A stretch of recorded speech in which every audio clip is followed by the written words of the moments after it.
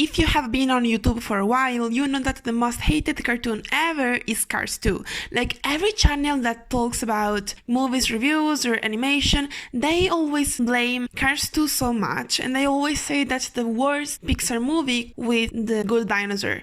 So I think, and I'm here to say that Cars 2 means more than how everyone has thought so far, and I want to tell you why. This analysis will touch 3 points: the plot, which is like the point that everyone hates, animation, involving skills, which I think are the basis for a good cartoon. Let's dive in it.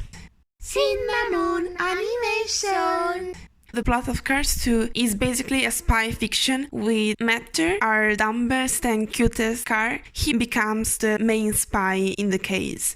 And I think this was an interesting choice because, as I said, Meteor was known to be the cute and good friend, but he was really often undervalued. So I think like with this choice, they wanted to make Meteor prove that he could be more than just a mascot, but he could also be an intelligent agent. I don't think this is so crazy because let's remember that we are talking about speaking cars. Basically, there are these old ugly cars that want to sell oil because they have this basement, they own it and they want to use it.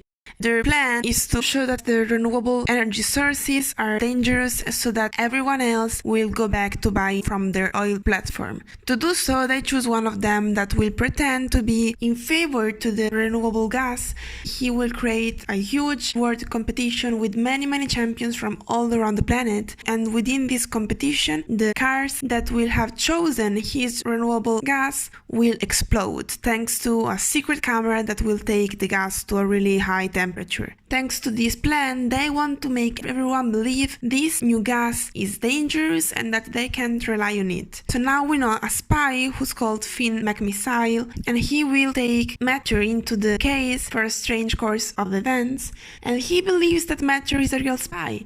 I think it was really cool to see a peaceful and simple person being valued for his skills that people don't usually see so much. Meteor never goes out of character, even in such a different role. He's able to solve the case only thanks to his ability of observation due to his curiosity and childish mindset, and thanks to his knowledge of motors that he got from his job. The plot, it's not incoherent, so I think people simply hate it so much because it was different from the first Cars movie, a movie based on life teaching lesson of sometimes slowing down and preferring the people over success, and I think it's a really good movie, it's really peaceful and moving, I really like it. But I think that since we are talking about creativity, about movie making, about screenwriting, it's not something that can always be predictable and boring. It's fine if the producers just don't always follow the most easy, boring, predictable events. Of course, it would have been more logical to have a sequel that was also located in Redditor Springs town, always about the relationship between the success of McQueen and the friend. I think it would be a little bit boring, if they wanted to create something totally new that would still include our beloved characters, and that will be a little bit more risky. I don't see the problem. I think everyone that just hates Cars 2 simply has a reactionary behavior, because I don't see this plot as super crazy or super incoherent. It's simply different from the expectation that we could have had. And what's better than breaking the expectation to create something totally new that I think is not boring, is not lame, and is still involving, and it still has our characters? Why not? Craziness sometimes is fun, sometimes it's iconic and it makes that movie so unique. I want you all you people that hate Cars 2, I want you all to stop for a moment and think if I just saw this plot in another movie, would I have hated it so much? On a franchise that I didn't expect to take this path. Is it so bad? Is it so crazy, or is it just creative? Going to animation, as well as in every other Pixar movie, animation is stunning, and I think like this was the time, like these were the years animation got the biggest steps. We can see in the years of Cars 2 and Toy Story 3, like we can see there are so many reflection of the light, and the cars seem so soft but also so shiny.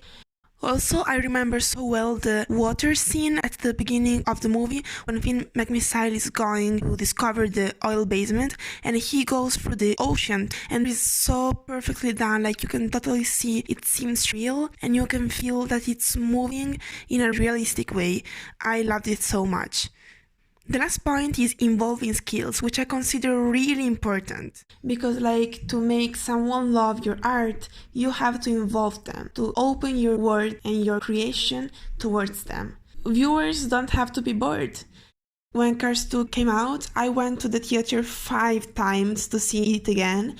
I didn't really understand everything so clearly, but I still wanted to go there to see it again because like the feeling of adventure and the compelling story that I saw, it was so interesting for me, and I think that if you can achieve this as a producer, you're doing a great job. Like when I watch Cars 2, I never get bored and I see so many things, so many different parts of the Cars world that we had never seen before, and I think they have created and developed Cars universe so well because like they show us all the cities that we know but with Cars features. I love that so much.